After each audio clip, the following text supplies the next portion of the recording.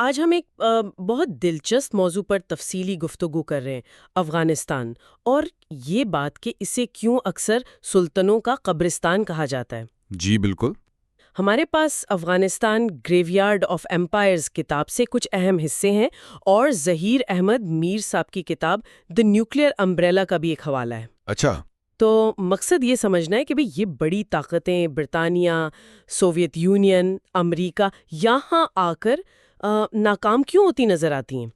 ایک جگہ لکھا ہے برطانیہ، سوویت یونین، امریکہ سب نے کوشش کی، مگر افغانستان نے ہر سلطنت کو زمین پر لا دیا، تعداد ہار گئی، ایمان جیت گیا۔ چلیں اس کو ذرا کھولتے ہیں۔ یہ واقعی ایک زبردست موضوع ہے، اور یہ جو تصور ہے نا سلطنتوں کا قبرستان، یہ صرف کوئی جذباتی بات نہیں ہے، یہ اصل میں طاقت کی جو حدیں ہیں نا ان پر سوال اٹھاتا ہے۔ صحیح۔ ذرائع یہی کہتے ہیں کہ افغانستان میں جو ہوا وہ صرف فوجی شکستیں نہیں تھیں، بلکہ یہ دکھاتا ہے کہ کیسے کچھ چیزیں جو نظر نہیں آتیں، جیسے لوگوں کا ایمان، وہ مشکل پہاڑی علاقے اور آزادی کی تڑپ، یہ مل کر ایک ایسی رکاوٹ بن جاتی ہیں جسے باہر کی طاقتیں توڑ نہیں پاتی۔ اچھا۔ اور دلچسپ بات یہ ہے کہ ذرائع اسے صرف افغانستان کی کہانی نہیں سمجھتے، وہ کہتے ہیں کہ یہ چھوٹے ملکوں کے لیے بھی ایک طرح کی حکمت عملی ہو سکتی ہے، جیسے پاکستان کی مثال بھی دی گئی ہے۔ ٹھیک ہے۔ تو اگر ہم پیچھے جائیں تاریخ میں، سب سے پہلے برطانیہ، پہلی اینگلو افغان جنگ 1839 والی، ذرائع میں جو تفصیلات ہیں وہ تو واقعی حیران کر دیتی ہیں۔ جی۔ خاص طور پر وہ قصہ کہ ایک بڑی برطانوی فوج، کوئی 16,000 لوگ تھے شاید، فوجی اور سویلین ملا کر کابل سے نکلے، اور تقریباً سب ختم ہو گئے۔ ہاں، صرف ایک بندہ، وہ ڈاکٹر برائیڈن، واپس جلال آباد پہنچا۔ تو ذرائع کیا کہتے ہیں؟ کیوں ہوا یہ سب؟ کیا صرف موسم خراب تھا، یا قسمت، یا کچھ اور تھا؟ دیکھیں، ذرائع یہی بتاتے ہیں کہ یہ صرف موسم یا قسمت کی بات نہیں تھی۔ ہاں، سردی بہت تھی، راستے مشکل تھے، اس کا اثر تو تھا، لیکن اصل وجہ تھی افغان قبیلوں کی طرف سے شدید مزاحمت۔ وہ بہت منظم تھے۔ اچھا، منظم؟ جی، انگریزوں نے نا افغان معاشرے کو، ان کے اندرونی معاملات کو، اور باہر والوں کے خلاف ان کا جو روایتی رد عمل ہے اسے ٹھیک سے سمجھا ہی نہیں تھا۔ ذرائع یہی اشارہ کرتے ہیں کہ بھئی برطانوی فوج ٹیکنالوجی میں تو بہتر تھی، لیکن وہ ایک ایسی جنگ لڑ رہے تھے جس کے اصول ہی وہ نہیں جانتے تھے۔ افغان اپنے علاقے کو جانتے تھے، وہ گوریلا جنگ کے ماہر تھے، اور سب سے بڑی بات، وہ اپنی آزادی کے لیے، اپنے طریقے سے جینے کے لیے لڑ رہے تھے، اسے وہ اپنی ایمان کا حصہ سمجھتے تھے۔ یعنی پہلی جنگ سے ہی ایک پیٹرن، ایک نمونہ نظر آ گیا تھا۔ جی۔ اور کیا یہ دوسری اور تیسری اینگلو افغان جنگوں میں بھی ایسا ہی چلا؟ کم و بیش ایسا ہی ہوا۔ دوسری جنگ میں جو 1878 سے 80 تک تھی، برطانیہ فوجی لحاظ سے تو زیادہ کامیاب رہا، کابل پر قبضہ بھی کر لیا، لیکن وہ افغانستان پر اپنا کنٹرول قائم نہیں رکھ سکے۔ اچھا۔ انہیں جلدی سمجھ آ گئی کہ ملک فتح کرنا ایک بات ہے، اور اس پر حکومت کرنا وہ بالکل دوسری اور کہیں زیادہ مشکل بات ہے۔ صحیح۔ اور تیسری جنگ جو 1919 میں ہوئی، وہ تو چھوٹی تھی نسبتاً، لیکن اس کا نتیجہ کیا نکلا؟ افغانستان کی مکمل آزادی۔ برطانیہ کا اثر اور کم ہو گیا۔ تو ان جنگوں سے ذرائع جو سبق نکالتے ہیں وہ یہی ہے کہ آپ فوجی طاقت سے ایک ایسے معاشرے کو نہیں دبا سکتے جس کی جڑیں اپنی ثقافت، اپنے مذہب، اپنی آزادی میں بہت گہری ہوں۔ ٹیکنالوجی، تعداد، یہ وقتی طور پر تو شاید آپ کو جتوا دیں، لیکن لمبے عرصے تک آپ غالب نہیں رہ سکتے۔ یہ بات تو واقعی اہم ہے کہ فوجی جیت اور سیاسی کنٹرول یہ دو الگ الگ چیزیں ہیں۔ اچھا، اب ذرا آگے بڑھتے ہیں۔ 20ویں صدی میں ایک اور super power, Soviet union, Afghanistan میں آئی 1979 میں۔ جی۔ اس بار تو ٹیکنالوجی اور بھی زیادہ تھی، ٹینک، ہیلی کاپٹر، جہاز، 1,00,000 سے زیادہ فوجی۔ تو کیا سوویت یونین نے برطانیہ کے تجربے سے کچھ نہیں سیکھا تھا، یا انہیں لگا کہ ان کی بھائی چارانہ مدد کا استقبال مختلف طرح سے ہوگا؟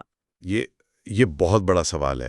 ذرائع تو یہی بتاتے ہیں کہ سوویت قیادت نے شاید افغانستان کی جو اندرونی صورتحال تھی نا، اور اس کی تاریخ، اسے پوری طرح سمجھا ہی نہیں۔ وہ شاید یہ سوچ رہے تھے کہ کابل میں اپنی مرضی کی کمیونسٹ حکومت بٹھا کر وہ ملک کو اپنے نظریاتی حلقے میں لے آئیں گے، لیکن نتیجہ ہم سب جانتے ہیں، بالکل الٹ نکلا۔ 10 سالہ جنگ؟ جی، 10 سالہ جنگ 1979 سے 89 تک۔ یہ سوویت یونین کے لیے ایک دلدل بن گئی۔ بہت زیادہ جانی نقصان، مالی نقصان، اور آخرکار انہیں نکلنا پڑا۔ اور ذرائع تو اسے سوویت یونین کے ٹوٹنے کی ایک وجہ بھی بتاتے ہیں۔ بالکل ایک اہم وجہ قرار دیتے ہیں۔ اور اس جنگ میں ذرائع پاکستان کے کردار کا خاص طور پر ذکر کرتے ہیں۔ کافی تفصیل سے بات ہوئی ہے کہ پاکستان نے مجاہدین کی کیسے مدد کی، لاجسٹکس، انٹیلیجنس، ٹریننگ، پناہ گاہیں۔ کیا یہ مدد فیصلہ کن تھی؟ یہ ایک اہم بحث ہے۔ ذرائع یہ مانتے ہیں کہ پاکستان کی مدد، جس کے پیچھے امریکہ اور دوسروں کی بھی حمایت تھی، وہ افغان مزاحمت کے لیے بہت اہم تھی، بہت زیادہ۔ جی، اس سے مجاہدین کو وسائل ملے، ٹریننگ ملی، محفوظ جگہ ملی، جس سے وہ اتنی لمبی جنگ لڑ سکے۔ لیکن ذرائع اس بات پر بھی زور دیتے ہیں کہ یہ بیرونی مدد اصل وجہ نہیں تھی۔ اچھا؟ اصل طاقت تو افغان عوام کا اپنا ارادہ تھا، ان کا ایمان تھا، اور باہر کے قبضے کو قبول نہ کرنے کی ان کی روایت تھی۔ بیرونی مدد نے اس مزاحمت کو طاقت ضرور دی، اسے منظم کیا، لیکن بنیاد اندرونی تھی۔ اگر افغان خود نہ لڑنا چاہتے تو باہر کی مدد شاید اتنی کارآمد نہ ہوتی۔ تو گویا ایک بار پھر ایک سپر پاور کو افغانستان میں اپنی حد معلوم ہو گئی۔ یہ قبرستان والی بات تو پھر سچ لگنے لگتی ہے۔ یقیناً سوویت یونین جیسی طاقت کا اس طرح سے شکست کھا کر نکلنا کوئی چھوٹی بات نہیں تھی۔ اور اس کے اثرات بھی تو بہت دور تک گئے ہوں گے۔ بالکل، صرف افغانستان یا سوویت یونین تک نہیں رہے، پوری سرد جنگ کا جو توازن تھا وہ بگڑا۔ دنیا بھر میں یہ پیغام گیا کہ بھئی نظریاتی طاقت ہو یا فوجی، وہ بھی قومی مزاحمت اور ایمان کے سامنے کمزور پڑ سکتی ہے۔ یہ صرف ایک فوجی ہار نہیں تھی، یہ سوویت نظریے کے لیے، اس کے دنیا پر اثر کے لیے بھی ایک بہت بڑا دھچکا تھا۔ اور پھر لگتا ہے تاریخ نے پھر خود کو دہرایا۔ 1911 کے بعد 2001 میں امریکہ اور اس کے اتحادی افغانستان آئے۔ جی، اس بار مقصد تھا القاعدہ کا خاتمہ، طالبان حکومت کا خاتمہ، اور یہ امریکہ کی تاریخ کی سب سے لمبی جنگ بن گئی۔ 20 سال چلی، 20 سال۔ 40 ملک شامل ہوئے، خربوں ڈالر خرچ ہوئے، اور نتیجہ؟ ماخذ بہت صاف کہتا ہے، صفر۔ یہ صفر کا لفظ، یہ تو بہت چونکانے والا ہے۔ کیا واقعی 20 سال کی محنت کا نتیجہ صفر تھا؟ الگ ہو سکتی، لیکن ذرائع کا جو اصل نقطہ ہے نا، وہ یہ ہے کہ امریکہ اور اس کے اتحادی وہ اپنے بنیادی سیاسی مقصد میں ناکام رہے۔ یعنی ایک مستحکم، خود مختار، مغربی طرز کی جمہوری حکومت بنانا جو طالبان یا ان جیسی طاقتوں کو دوبارہ آنے سے روک سکے۔ یہ مقصد حاصل نہیں ہوا۔ 20 سال کی موجودگی، اتنے وسائل، دنیا کی سب سے جدید فوج، اس سب کے باوجود طالبان آخر میں واپس آ گئے۔ تو وجوہات کیا بتائی جاتی ہیں اس بار؟ کیا وہی پرانی وجوہات؟ ذرائع پھر سے وہی عوامل گنواتے ہیں۔ افغان معاشرے کی پیچیدگیاں، کرپشن، باہر کی طاقتوں پر انحصار، اور سب سے اہم، طالبان اور دوسرے مزاحمتی گروہوں کا مسلسل عزم، ان کی لڑنے کی صلاحیت جسے وہ اپنے ایمان اور قومی شناخت کا دفاع سمجھتے رہے۔ اس میں وہ وقت اور زمین والی بات جو پہلے ہوئی تھی، وہ امریکی تجربے میں کیسے نظر آتی ہے؟ کیا 20 سال بھی کم تھے؟ یہ بہت اہم پہلو ہے۔ ذرائع کہتے ہیں کہ باہر کی طاقتوں کے لیے وقت ہمیشہ ایک مسئلہ ہوتا ہے۔ ان کی جنگیں سیاسی اجازت، عوام کی حمایت، پیسے پر چلتی ہیں۔ صحیح۔ جیسے جیسے وقت گزرتا ہے، جنگ مہنگی ہوتی جاتی ہے، عوام کی حمایت کم ہوتی جاتی ہے۔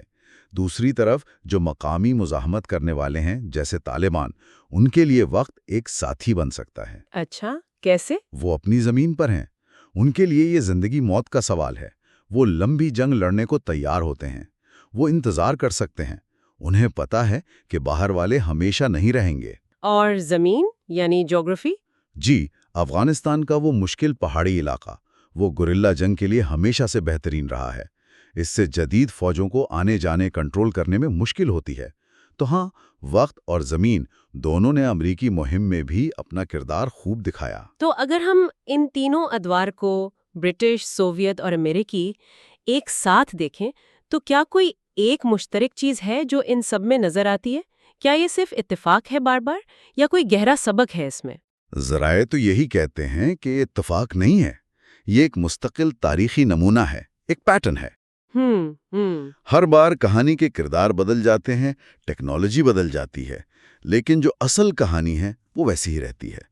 ایک طاقتور بہار کی قوت آتی ہے، شروع میں فوجی کامیابیاں ملتی ہیں، لیکن پھر ایک لمبی، مہنگی، مایوس کن جنگ میں پھنس جاتی ہے، اور آخر میں اپنے اصل سیاسی مقاصد حاصل کیے بغیر نکل جاتی ہے۔ مشترکہ وجوہات وہی ہیں: مقامی لوگوں کا اپنی زمین اور آزادی سے شدید لگاؤ، ان کی گہری مذہبی اور ثقافتی شناخت جسے وہ بچانا چاہتے ہیں، ملک کا مشکل جغرافیہ، اور باہر والوں کا افغان معاشرے کو نہ سمجھ پانا۔ تو یہ جو لقب ہے سلطنتوں کا قبرستان، یہ صرف ہاری ہوئی سلطنتوں کے لیے کوئی تانا نہیں ہے، بلکہ یہ افغانستان کی اپنی ایک خاصیت ہے۔ بالکل، یہ لقب افغانستان کی اسی صلاحیت کو ظاہر کرتا ہے کہ وہ باہر کے تسلط کو قبول نہیں کرتا آیا ہے۔ یہ اس کی تاریخ کا، اس کی ثقافت کا، اس کے جغرافیہ کا نچوڑ ہے۔ جی، ذرائع یہ صاف کرتے ہیں کہ یہ افغانستان کی کوئی کمزوری نہیں، بلکہ یہ اس کی وہ طاقت ہے جس نے اسے بڑی طاقتوں کے منصوبوں کے سامنے کھڑا رکھا ہے۔ یہ اس بات کا مطالعہ ہے کہ کیسے وہ چیزیں جو نظر نہیں آتیں، ایمان، عزم، زمین سے محبت، وہ مادی طاقت اور ٹیکنالوجی پر حاوی آ سکتی ہیں۔ ایک بات جو ظاہر احمد میر کی کتاب کے حوالے سے تھی کہ یہ صورتحال پاکستان جیسے چھوٹے ملکوں کے لیے بھی ایک سبق ہے، اس کا کیا مطلب ہوا؟ کیا وہ یہ کہہ رہے ہیں کہ دوسرے ملک بھی ایسے ہی مزاحمت کریں؟ نہیں، میرا نہیں خیال کہ ذرائع کا مقصد یہ ہے کہ سب اس کی نقل کریں۔ ہر ملک کے حالات الگ ہوتے ہیں، لیکن اس سے یہ سبق ضرور ملتا ہے کہ قومی آزادی اور مزاحمت صرف فوج یا پیسے پر منحصر نہیں ہوتی۔ اگر کسی قوم میں اتحاد ہو، اپنے مقصد پر یقین ہو اور وہ اپنی آزادی کے لیے قربانی دینے کو تیار ہو، تو وہ بڑی طاقتوں کے دباؤ کا سامنا کر سکتی ہے۔ افغانستان کی مثال اپنی تمام تر مشکلات اور دکھوں کے باوجود یہ دکھاتی ہے کہ عزم اور ثابت قدمی سے غیر معمولی نتائج نکل سکتے ہیں۔ صحیح۔ یہ ایک یاد دہانی ہے کہ بین الاقوامی سیاست میں صرف طاقت ہی سب کچھ نہیں ہوتی۔ تو آج کی اس ساری گفتگو کو اگر سمیٹیں تو ان ذرائع کی روشنی میں جو سوال سب سے بڑا بن کر ابھرتا ہے وہ شاید یہی ہے کہ طاقت کی اصل حقیقت کیا ہے؟ جی، جب بظاہر بہت بڑی فوجی اور معاشی طاقت کا مقابلہ ایک ایسے ارادے سے ہوتا ہے جو ہار ماننے کو تیار ہی نہیں، جو اپنی زمین، اپنی ثقافت، اپنے ایمان کے لیے سب کچھ قربان کرنے کو تیار ہے، تو نتیجہ کیا نکلتا ہے؟ افغانستان کی تاریخ بار بار اس سوال کا ایک ہی جواب دیتی نظر آتی ہے۔ یہ وہ نقطہ ہے جس پر ہم سب کو، اور خاص طور پر جو طاقت کے مراکز میں ہیں، انہیں غور کرنے کی ضرورت ہے۔ کہا آپ نے، اور یہی آپ کہہ سکتی ہیں اس مواد کا ایک مرکزی خیال ہے۔ یہ اقتباسات صرف فوجی حکمت عملی کی بات نہیں کرتے، یہ ایک وسیع قومی فلسفہ پیش کرتے نظر آتے ہیں۔ یعنی یہ بتاتے ہیں کہ کیسے کچھ خاص نظریات، خاص سوچ وہ قومی پالیسی بناتی ہے، اسٹریٹجک سمت طے کرتی ہے، اور اس میں مادی وسائل سے زیادہ وہ غیر مادی چیزیں جیسے نظریہ، عزم، ان پر زور ہے۔ تو یہ جو تصور ہے رکاوٹوں کو صلاحیت میں بدل دینا، یہ صرف ایک اچھی بات نہیں بلکہ مواد کہتا ہے کہ یہ ایک باقاعدہ حکمت عملی ہے۔ اس پر تھوڑی روشنی ڈالیں گی؟ یقیناً۔ دیکھیں، مواد میں اس حکمت عملی کو ایک نام بھی دیا گیا ہے، اے سیمیٹرک ایکولائزیشن، یعنی غیر متناسب مساوات۔ غیر متناسب مساوات؟ اچھا۔ جی، اس کا بنیادی مطلب یہ ہے کہ اگر آپ کے پاس مادی وسائل کم ہیں، جیسے فوجی سامان، معیشت یا لوگ، حریف کے مقابلے میں، تو آپ اس کمی کو وہ معیار سے پورا کر سکتے ہیں۔ معیار سے؟ ہاں، معیار سے مراد بہتر ٹریننگ ہو سکتی ہے، اچھی حکمت عملی، ٹیکنالوجی کا صحیح استعمال، اور سب سے بڑھ کر جو اس مواد میں بہت واضح ہے وہ ہے ایمان کی طاقت اور عزم۔ اس کو سمجھنے کے لیے آپ یوں سوچیں کہ ایک چھوٹا، زیادہ تیز حریف کیسے ایک بڑی، سست طاقت کا مقابلہ کرتا ہے۔ وہ غیر روایتی طریقے استعمال کرتا ہے، نفسیاتی جنگ، عوام کی حمایت یا اپنی نظریاتی پختگی۔ تو یہ صرف نمبرز کا کھیل نہیں رہتا، یہ عقل، عزم اور نظریے کی جنگ بن جاتی ہے۔ یہ واقعی دلچسپ وضاحت ہے۔ تو یہ غیر متناسب مساوات صرف دفاع نہیں بلکہ ایک پورا نظریہ ہے، کمی کو طاقت بنانے کا راستہ۔ بالکل، اور مواد کے مطابق یہی نظریہ اس نیوکلیئر امبریلا ویژن کی بنیاد ہے جو کتاب میں ہے۔ یہ صرف ایک فوجی ڈاکٹرائن نہیں ہے، یہ قومی بیانیہ ہے جو بتاتا ہے کہ نظریاتی پختگی اور معیاری بڑھتری ان کو کیسے استعمال کیا جائے مادی کمی پوری کرنے کے لیے، ایک اسٹریٹجک اثاثے کے طور پر۔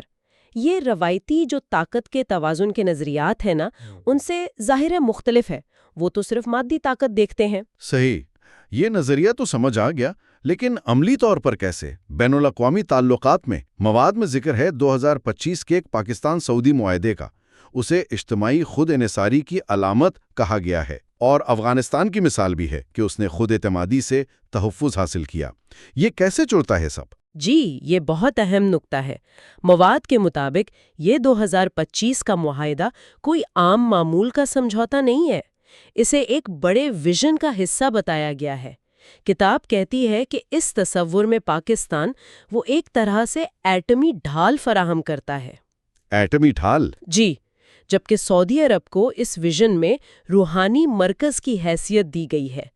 یہ اجتماعی خود انحصاری کا ایک ماڈل ہے جہاں دونوں ملک اپنی اپنی طاقت ملا کر ایک مشترکہ مقصد حاصل کرتے ہیں۔ اگر ہم اسے بڑے تناظر میں دیکھیں تو مواد یہ کہتا ہے کہ مقصد صرف دو طرفہ تعلقات نہیں، بلکہ یہ کہ یہ دونوں ممالک مل کر مسلم دنیا کے لیے ایک جدید دفاعی قلعہ بنائیں۔ دفاعی قلعہ؟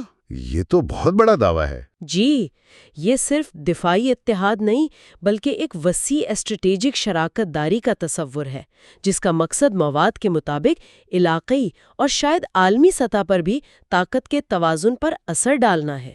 اور افغانستان کی مثال وہ شاید اس لیے دی گئی ہے کہ وہ خود انحصاری اور اندرونی عزم کی طاقت دکھاتی ہے جو اس اجتماعی خود انحصاری کے تصور سے ملتی ہے۔ یہ واقعی بہت بڑا ویژن ہے، ایٹمی ڈھال، روحانی مرکز اور مسلم دنیا کے لیے دفاعی قلعہ۔ یہ تو علاقائی اور عالمی سیاست میں ایک نئی صف بندی لگتی ہے۔ کیا مواد یہ بتاتا ہے کہ اس بلند و ویژن کی بنیاد کیا ہے؟ وہ کیا اصول ہیں جن پر یہ ساری سوچ کھڑی ہے؟ ہاں، بالکل، یہ اہم سوال ہے اور مواد اس کا جواب دیتا ہے 5 بنیادی نکات کی شکل میں۔ یہ نکات آپ کہہ سکتی ہیں اس اسٹریٹجک سوچ کے ستون ہیں اور یہ غیر متناسب مساوات کے نظریے کو مزید واضح کرتے ہیں۔ اچھا، تو وہ 5 نکات کیا ہیں؟ یہ سننے میں دلچسپی ہو رہی ہے کہ کن اصولوں پر یہ ویژن ہے۔ پہلا نکتہ ہے ایمان اور زمین ٹیکنالوجی پر بھاری ہیں۔ جی، یہ نکتہ گہرا ہے۔ یہ نہیں کہ ٹیکنالوجی اہم نہیں، لیکن یہ کہتا ہے کہ اصل پائیدار طاقت انسان کا ایمان ہے، اس کا عزم اور اپنی زمین سے اس کی محبت۔ یہ روایتی فوجی تجزیوں سے مختلف ہے نا؟ وہ تو ٹیکنالوجی پر بہت زور دیتے ہیں۔ بالکل۔ مواد کہتا ہے کہ خاص حالات میں جیسے گوریلا جنگ ہو، عوامی مزاحمت یا لمبا تنازع، تو ایمان اور زمین سے جڑت، یہ غیر مادی چیزیں، یہ ٹیکنالوجی کی کمی پر بھی غالب آ سکتی ہیں۔ یہ سمجھنا اہم ہے کہ یہ نظریہ کن حالات میں زیادہ کارگر ہو سکتا ہے۔ ٹھیک ہے۔ دوسرا نکتہ، صبر ہر قبضے کو توڑتا ہے۔ جی، یہ طویل المدتی مزاحمت، استقامت، اس کی اسٹریٹجک اہمیت بتاتا ہے، خاص طور پر جب حالات غیر متناسب ہوں، فوری کامیابی نہ مل رہی ہو، تو صبر، ثابت قدمی، مسلسل کوشش، اسے ایک فیصلہ کن ہتھیار کے طور پر پیش کیا گیا ہے۔ یہ خیال کے وقت کمزور کے ساتھ ہو سکتا ہے، اگر وہ ہمت نہ ہارے، جدوجہد جاری رکھے، یہ صرف انتظار نہیں بلکہ فعال مزاحمت ہے۔ صحیح۔ تیسرا نکتہ، اتحاد تعداد سے بڑا ہے۔ جی، مطلب اندرونی ہم آہنگی، مشترکہ مقصد، عوام اور قیادت کا مضبوط رشتہ، یہ صرف تعداد یا وسائل کی زیادتی سے زیادہ طاقتور ہو سکتا ہے۔ یہ قومی یکجہتی پر زور ہے۔ اگر قوم متحد ہے، ایک نظریے پر قائم ہے، تو وہ کم وسائل کے باوجود بڑی طاقتوں کا مقابلہ کر سکتی ہے۔ یہ پھر وہی معیار بمقابلہ مقدار والی بات ہے۔ چوتھا نکتہ، یہ تو بہت طاقتور لگتا ہے۔ نظریہ وسائل کو حرکت دیتا ہے۔ بلا شبہ یہ بہت ہی اہم نکتہ ہے۔ اس کا مطلب ہے کہ ایک مضبوط، واضح، پرکشش نظریہ وہ عوام کو متحرک کر سکتا ہے، ان میں قربانی کا جذبہ پیدا کرتا ہے، اور جو تھوڑے وسائل ہیں ان کو بھی بہت مؤثر طریقے سے استعمال کرواتا ہے۔ نظریہ وہ طاقت ہے جو لوگوں کو جوڑتی ہے، بڑے مقاصد کے لیے کام کرنے پر آمادہ کرتی ہے۔ یعنی اگر نظریہ ہو تو وسائل خود آ جاتے ہیں یا ان کا استعمال بہتر ہو جاتا ہے؟ جی، مواد یہی کہتا ہے کہ اگر نظریہ مضبوط ہو تو وسائل خود بخود پیدا ہوتے ہیں یا ان کا مؤثر استعمال ممکن ہوتا ہے۔ یہ اس بات پر زور ہے کہ جنگیں صرف میدان میں نہیں، ذہنوں اور دلوں میں بھی جیتی جاتی ہیں۔ اور پانچواں، آخری نقطہ، لچک بقا کی ضمانت ہے۔ یعنی ریزیلینس، ہاں، ریزیلینس۔ بدلتے حالات کے مطابق خود کو ڈھالنا، مشکلات، ناکامیوں سے سیکھ کر دوبارہ کھڑے ہونا، غیر متوقع چیلنجز کا سامنا کرنا، یہ کسی بھی فرد، تنظیم یا قوم کی بقا کے لیے اور کامیابی کے لیے بہت اہم ہے۔ یہ اسٹریٹجک سوچ کا اہم حصہ ہے کہ منصوبے ہمیشہ ویسے نہیں چلتے جیسے آپ سوچتے ہیں۔ صحیح۔ تو لچک اور حالات کے مطابق حکمت عملی بدلنے کی صلاحیت یہ بہت ضروری ہے۔ یہ جمود کے بجائے حرکت پر زور دیتا ہے۔ یہ 5 نکات واقعی اس پوری سوچ کا نچوڑ ہیں: ایمان، زمین، صبر، اتحاد، نظریہ اور لچک۔ اور یہ سب غیر مادی عوامل ہیں جنہیں مادی وسائل پر فوقیت دی جا رہی ہے۔ یہ روایتی اسٹریٹجک سوچ سے کافی ہٹ کر ہے۔ بالکل، یہ پانچوں مل کر غیر متناسب مساوات کے نظریے کو ایک عملی شکل دیتے ہیں۔ یہ دکھاتے ہیں کہ اس اسٹریٹجک سوچ میں غیر مادی عناصر کتنے مرکزی ہیں۔ یہ روایتی جنگی اصولوں سے، جو اکثر وسائل، نمبرز، ٹیکنالوجی پر زور دیتے ہیں، ان سے واضح طور پر مختلف نظریہ ہے۔ اور زمین کا ذکر بھی یہاں صرف جغرافیہ نہیں، بلکہ اپنی سرزمین سے گہری وابستگی، اس کے دفاع کا عزم، اس طرف اشارہ ہے۔ تو اگر ہم ان سب کو جوڑیں، رکاوٹوں کو صلاحیت بنانا، غیر متنازع مساوات، پاکستان سعودی معاہدے کی وہ علامتی اہمیت اور یہ 5 اصول، تو اس سب کا مجموعی پیغام کیا بنتا ہے؟ یہ مواد ہمیں کہاں لے جاتا ہے؟ مواد کا اختتام وہ ایک بہت گہرے پیغام پر ہوتا ہے، جو ان سب کا خلاصہ بھی ہے۔ طاقت بغیر مقصد کے گر جاتی ہے، ایمان کے ساتھ طاقت ہمیشہ قائم رہتی ہے۔ یہ اس پورے ویژن کا نچوڑ ہے کہ طاقت کا اصل سرچشمہ، اس کی پائیداری، وہ مادی وسائل سے زیادہ نظریاتی اور روحانی بنیادوں پر ہے۔ یہ ایک طرح سے طاقت کی تعریف ہی بدلنے کی کوشش ہے۔ صحیح۔ اور یہاں وہ سب سے اہم اور شاید سب سے انقلابی نقطہ آتا ہے، جو روایتی جیو پالیٹکس کے سارے تصورات کو چیلنج کرتا ہے۔ وہ کیا ہے؟ مواد کہتا ہے کہ پاکستان اور وسیع تر مسلم دنیا کے لیے اصل اسٹریٹجک گہرائی وہ زمینی حدود یا جغرافیہ نہیں، بلکہ عقیدے کی وحدت ہے۔ یونٹی آف فیتھ بطور اسٹریٹجک گہرائی؟ جی، یہ بہت بڑا نظریاتی دعویٰ ہے۔ روایتی طور پر تو اسٹریٹجک گہرائی کا مطلب ہوتا ہے اضافی علاقہ جو دفاع کے لیے وقت اور جگہ دے، جیسے پیچھے وسیع میدان ہو یا سمندر۔ ہاں، بالکل۔ لیکن یہاں اس تعریف کو بالکل بدل دیا گیا ہے۔ عقیدے کی وحدت بطور اسٹریٹجک گہرائی، یہ واقعی روایتی سوچ سے بالکل مختلف ہے۔ اس کا مطلب تو یہ ہوا کہ تعلقات، اتحاد، ان کی بنیاد مشترکہ جغرافیہ یا فوری مفادات نہیں، بلکہ مشترکہ عقائد اور اقدار ہیں۔ لیکن کیا مواد یہ بتاتا ہے کہ عملی طور پر یہ وسیع وحدت کیسے قائم رہے گی؟ خاص طور پر جب مختلف مسلم ممالک کے اپنے مفادات ہوتے ہیں، اختلافات بھی ہوتے ہیں۔ دیکھیں، مواد براہ راست ان عملی چیلنجز کی تفصیل میں نہیں جاتا، کم از کم ان اقتباسات میں تو نہیں۔ اس کا زور زیادہ تر نظریاتی بنیاد فراہم کرنے پر ہے، لیکن یہ عقیدے کی وحدت کا تصور پیش کر کے ایک سمت ضرور دیتا ہے۔ یہ کہتا ہے کہ اگر مشترکہ عقیدہ اور نظریہ مضبوط ہو تو وہ قومی مفادات سے اوپر اٹھ کر ایک پائیدار اتحاد کی بنیاد بن سکتا ہے۔ یہ یقیناً ایک، آپ کہہ سکتی ہیں، مثالی تصور ہے جس کے عملی نفاذ میں بہت چیلنجز ہوں گے، لیکن مواد کے مطابق یہی وہ اصل اسٹریٹجک گہرائی ہے جو جغرافیائی حدود سے زیادہ محفوظ اور پائیدار ہے۔ اور کتاب کا آخری جملہ جو اس پورے ویژن کا نچوڑ لگتا ہے اور مستقبل کے لیے ایک اعلان بھی، وہ ہے: پاکستان زندہ باد، عالمی طاقت کا نیا دور۔ یہ اس ویژن کے حتمی مقصد کی طرف واضح اشارہ ہے۔ جی ہاں، یہ ایک حتمی بیان ہے جو اس ویژن کی امنگوں کو ظاہر کرتا ہے، اور یہ ہمیں اس آخری غور طلب نقطے پر چھوڑ جاتا ہے۔ جی، ختمی غور طلب بات یہ واقعی سوچنے کی بات ہے کہ اگر اسٹریٹجک گہرائی کی تعریف واقعی جغرافیائی سرحدوں کے بجائے عقیدے کی وحدت سے کی جائے تو اس کے ٹھوس عملی مضمرات کیا ہو سکتے ہیں؟ خارجہ پالیسی کیسے بدلے گی؟ دفاعی حکمت عملی کن اصولوں پر بنے گی؟ بین الاقوامی تعلقات، خاص طور پر مسلم دنیا کے اندر اور باہر، ان کی نوعیت کیا ہوگی؟ یہ تصور روایتی ریاستی مفادات اور جیو پولیٹکس سے ہٹ کر ایک بہت وسیع نظریاتی بنیاد پر قائم اتحاد اور طاقت کے ایک بالکل نئے ماڈل کی طرف اشارہ کرتا ہے۔ اس کے ممکنہ اثرات کیا ہو سکتے ہیں؟ یہ ایک ایسا سوال ہے جس پر ان اقتباسات کی روشنی میں مزید گہرائی سے سوچا جا سکتا ہے۔